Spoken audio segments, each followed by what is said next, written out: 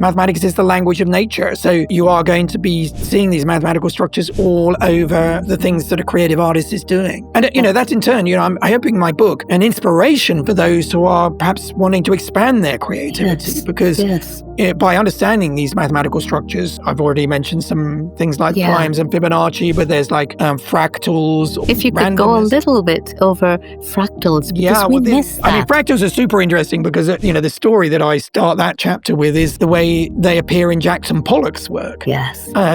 Jackson Pollock's work, people probably think, well, but surely anyone can make a Pollock because you just flick paint around.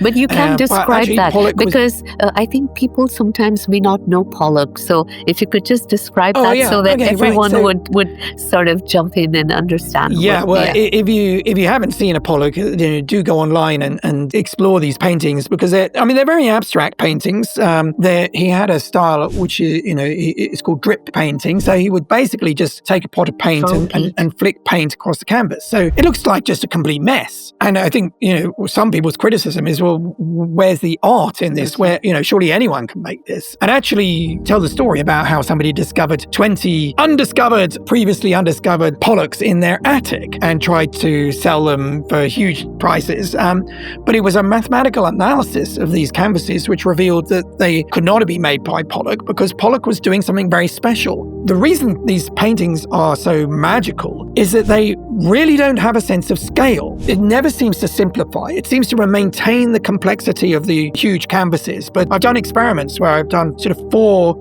zoomed in sections of a Pollock getting closer and closer and closer. At one point you start to see the pixels of paint. So you know when you're very close. But before that, it's really difficult to tell at what scale you are. And this is the characteristic of this geometry that we discovered in the 20th century called a fractal.